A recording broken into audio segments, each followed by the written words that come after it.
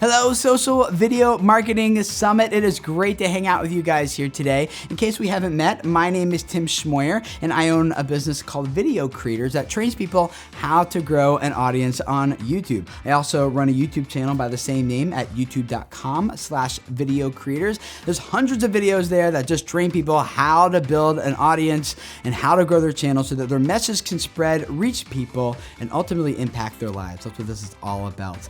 I am really excited to give you guys some best practices to help you guys really start growing your own YouTube channel. And the first thing I want to recommend for you guys is that you have a clear idea of who your target audience is.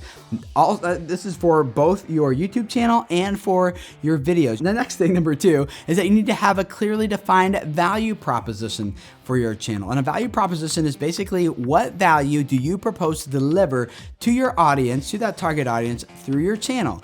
Now, the basic questions most people are asking before they start consuming content, the filters they run it through, whether it's television, books, radio, podcast, doesn't matter, before we consume content, is one, is this for me? And you've answered that by addressing the target audience. And the second question is this valuable to me? Do I care? Why should I care? Do I really want to invest the time to consume this content? And so very quickly, your content needs to address the target audience and also pitch the value of the video and also the channel overall. The third thing that's important is that you have a very enticing thumbnail.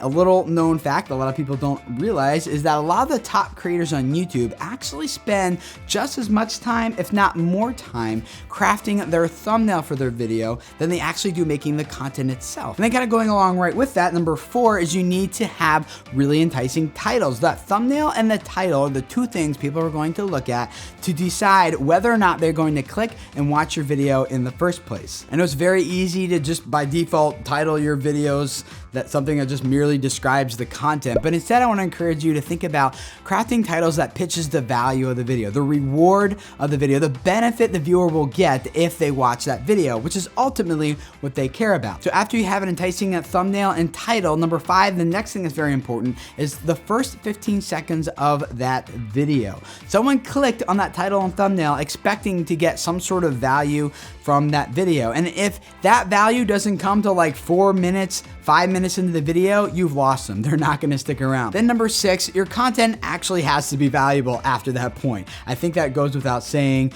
but the normal question here is like, Tim, should we make 5-minute videos? Should we make 2-minute videos? And I would say, if you have a 2-minute idea, you make a 2-minute video, right? Don't try to stretch it out to 5 minutes because you think that's gonna do better for watch time or something on YouTube. But if you have a 5-minute idea, don't artificially try to cram it into 2 minutes. Take as long as you need to deliver the value that you want to deliver and then not a second long. Number seven is that you should wrap up your videos with a strong call to action. A call to action basically just answers the question, what action do you want the viewer to take as a result of watching your video? I recommend you do no more than 2 call to actions. The ones I do, the first one is I ask people to comment below, and I usually prompt that and just kind of spark that engagement by asking a question that I want them to answer. And then the second one is I will ask them to subscribe. And I usually do that also by telling them why, like what's the benefit, what's the value proposition of this channel. But your call to actions can be anything you want them to be. Just don't end the video without telling the viewer what step you want them to take next. Number 8 is I recommend you write a good description for your video.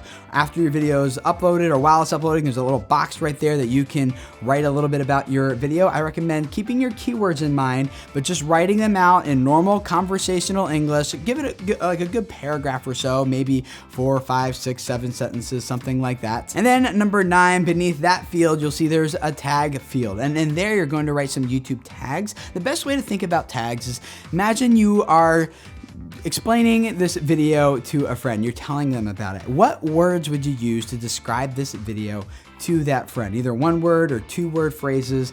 Those are the words you want to use as tags. And I think you should probably not be using any more than like 15. You don't have to stuff hundreds of them in there, but somewhere around 8 to 15 is probably a good range of tags to get in that field for your video. If you do these 9 things well on your channel, it will begin to grow. It will reach people. You'll see views and subscribers all start to increase. And most importantly, the message of your company, your business, or even your personal message will start to spread and reach people and impact and change their lives, which is awesome. Thank you guys so much for letting me be a small part of that here with you guys today. I hope you have an amazing summit. Talk to you later. Bye.